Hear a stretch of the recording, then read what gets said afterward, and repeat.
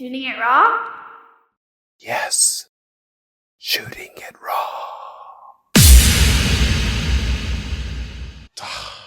Tanya, this is great. Okay, so it's a photo on a beach.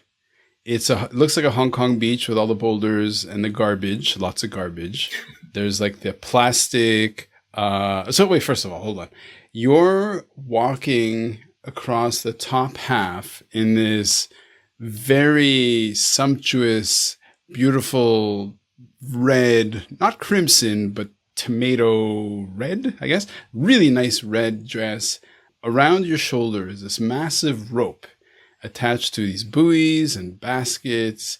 And it makes no sense. I mean, it's obviously a kind of a created image. Unless this is how you spend your leisure hours. It looks like a campaign image to raise awareness for plastic debris on beaches and beach cleanups. All around you is all of this like washed up garbage, plastic, lots of baskets, I mean, it's a Hong Kong beach at its worst. So you can see a little bit of the grass, a little bit of quasi mangroves, but not quite, a bit of the cliffs. It's a pebble stone beach. And you're okay. So what is this image I'm looking at?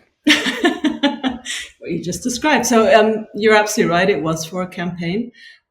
It's a campaign called the Adventure Cleanup, Hong Kong Adventure Cleanup, and it was started by a couple who lived in Hong Kong, and they are adventurers and mountain climbers and runners, and they just decided one day to go coasteering around Hong Kong Island. Now, coasteering is that very particular activity. You're basically clinging to rocks and walls on the edge of land and water. And they were surprised by how much harder it was in Hong Kong than they thought it would be. They're very experienced adventurers. Consequently, it took them a little bit by surprise. But what ended up happening is they were so inspired by this experience, by what they were finding and seeing, that they decided to create an activity around it where different teams would convene and have this set challenge of cleaning up a certain location and having certain milestones to meet. So this was an exercise where it is a project that hits a number of markers, such as obviously environmental awareness, cleaning up, community building, actual fitness, because the different teams were divided according to their skill sets or their abilities. So for those who are more intrepid, there was an actual rock climbing element to the part of the island that they were allocated. Consequently, there was ropes and boats and things like that. For others who were just looking to enter at it from a more social point of view, you could just go do your beach or something less dangerous. So these competitions were really successful. A lot of different people from different walks of life would join, and the prizes were exciting. Patagonia sponsored the first rounds, and there was an award ceremony, and there were judges. So they really put together a very professional experience around this. So part of the adventure cleanup, I think this was the first or the second, they asked me and my creative partner, Alex Macro, who's the photographer behind this image, to come up with a visual image for this campaign that they could use in their media and to share the message. So Alex and I trundled off to the beach on a Saturday, and I don't know if we were lucky or unlucky, but the tides brought in all kinds of gemstones. So there we were, just mucking about and saying, okay, well, why don't we try this? Why don't we try that? And of all the images, that one just felt it had that dramatic element to it where you kind of feel like you're looking at something fashion-y, yet it's just all a bunch of rubbish. Yeah, I mean, it's definitely eye-catching. It's definitely dramatic. It doesn't look overly manipulated. Except for the fact that there's this weird figure of you just dragging this massive amount of like plastic garbage behind you. So when were these races held? Because I don't remember seeing them advertised. So they started maybe in COVID timelines here, but they started maybe in 2017 and ran it every year. And then obviously COVID and part of the people involved actually left Hong Kong. So then it started becoming a bit more remote, but it still kept going. So as far as I know, maybe Sargent 2016 might even still be going. So yearly. Wow. So Okay. Okay. yeah. So, okay. Who are you and why do you do these kinds of things? Like what? Existential questions would take me a long time. Who am I? I guess I am so I don't know. What angle are we coming in from? Are we going for Whichever you like. By the way, I have to say something that my questions aren't questions. Okay. We're just talking, and then you're like, I think you mean this, and then you just run with it. So okay. I'm passionate about the environment. I really care about both wildlife, biodiversity, and landscapes. And in 2015, I was living in Hong Kong, and in Hong Kong there was this bit of a 2015 movement around sustainability. A lot of people started coming together, starting up small businesses, or campaigning, or raising awareness, or writing about it. And there was this really nice movement, and it felt exciting. And lots of people learned from each other and banded together. And also during this time, I started one step back because this gives a little bit of context. I go to Burning Man, and after the first time I went to Burning Man, I came back to Hong Kong and I thought, wow, wouldn't it be amazing to have this really big event, community, creativity, but around environmentalism?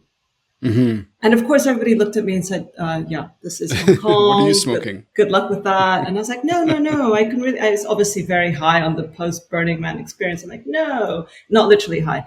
And I was like, no, I can make this happen. I feel very confident that this is something that Hong Kong is missing. Anyway, off I went to I had no formal training in environmentalism or sustainability. I was just very motivated by this concept. So I started joining all these talks, meeting all these people, just blatantly going up to them saying, hey, I have a bonkers idea. What do you think about this? And when you start things like that, people are usually going to give you at least 5 minutes. So I got to get close up to a lot of people who are event organizers or just sustainability people. And it kind of went on from there.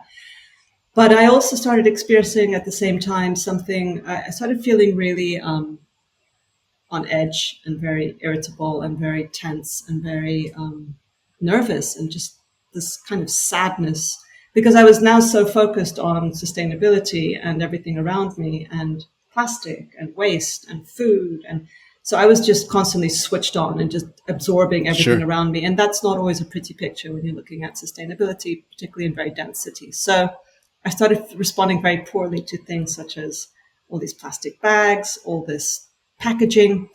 And I didn't understand at the time how to manage that very well. So it just kind of came out in this emotional, I don't know, either making my poor husband suffer or just responding poorly to situations that really didn't need that kind of response. But it did take me down and I was very confused. I genuinely didn't know what was going on. So I just started Googling random words, plastic, pollution, anxiety.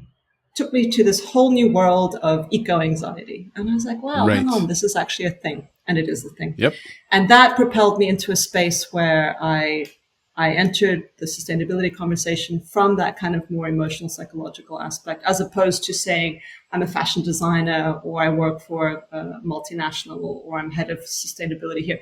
It was very kind of like this almost back end entry because most people didn't know what that was. I barely knew what it was, but it led me to getting on stages and speaking at events and just introducing the topic. And that got me some coverage in the media and stuff like that, which was really interesting simply because people weren't referring to me because I was an expert, but because they related to what I was saying. And they were relating to it not in an intellectual academic capacity, rather in an emotional, hang on, I feel really rubbish about the rubbish. So what do I do about it? So that just started becoming a very interesting pathway. Okay, so this is where the interesting overlaps are. So one of the big things that I had personally in 2009 was, my work had fallen flat. And I thought, okay, well, let me try to do something with my time. So I started Shark Rescue, which was about marine conservation through sharks. I mean, I could have picked coral, but it's not very sexy. Sharks, much more attractive and more impactful. And in Hong Kong, more relevant. And I talked about this in terms of, in terms of creativity, in terms of creative expression, art, but also conservation requires a certain creative side to us. So do you think that in order to punch through and get to this point where you start something and you're like, okay, well, I want to create a change, that you need to have, like, the first step is to have that frustration, that I don't call it anxiety, but that kind of like that itch or that sort of irritation with the status quo, that you're like, okay, something has to change. I have to do something. I'm going to go learn about something. So how do you, I mean, maybe it doesn't figure at all in your head, but I kind of get the feeling that it did. How did that kind of disquiet impact on what you did? I think for me personally, given my personality and my angle around things, it resonated quite well because I like to question things, and I do question why we are all so passive around these very poor systems that we support emotionally, psychologically, financially, professionally, and I feel like we're really running off this very outdated model for the world that we're in. So that frustration really propels me because it is this kind of, why can't you see it? Why doesn't this bother you? On the other hand, I don't know that always works for everyone. And I definitely have kind of pivoted a little bit because the more we know, the more we learn, the better we can understand how to communicate. And I think ultimately this is about communication. It's not an echo chamber of kicking and screaming in the corner because woe be me. It's more about how do we actually get engagement. And people respond quite poorly to finger pointing and being told off and shamed. Sure. And I think that even the sustainability movement maybe has gone through that pathway where there was this moment where everything was zero waste, #0waste. How dare you have a plastic cup? And that was really strong, and at least in that world that I was living in. And I think we've kind of moved away from that a little bit simply because it's not literally sustainable to keep that momentum up. And it's also really not where the work is, right? There's this kind of spectrum of opportunity to really make change. And some of it is people's personal brands and influencers, even within this space. And that's kind of their pitch. But for me, it resonated with me on a very personal level because I do have that slightly rebellious, punkish nature in me.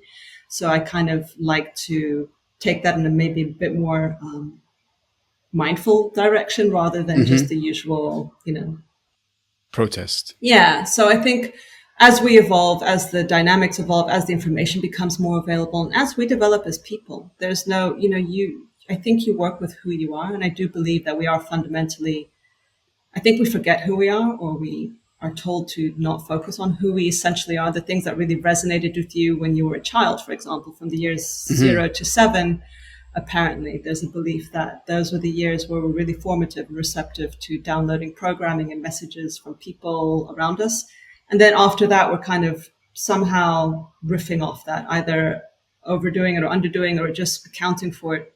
So I think if we kind of step back to that earlier part in our lives before we were necessarily so influenced by things around us, and we go to things that brought us joy. For me, it was digging around in the garden.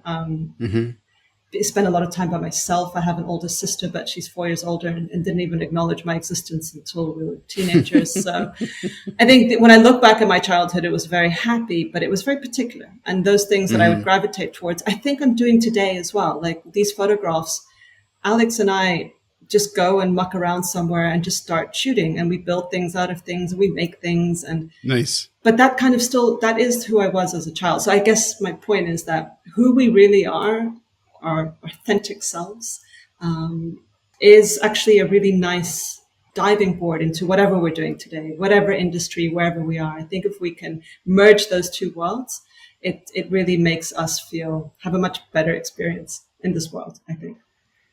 Yes, beautifully said. And I will take that as the segue to go to the next image, unless you want to say something else about this. No, not at all. I just to finish off, not everybody's childhoods were magic or nice or even fun or even okay. So this is not discarding trauma or serious physical abuse or mental abuse. That's a very different category. So this isn't one one brush paints all the dots. I just wanted to put in a little For sure. disclaimer. Well said. I will take that disclaimer and move on to the next photo.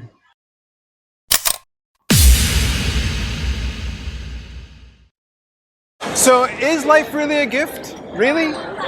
Can you make every second count? That's the whole point of the podcast.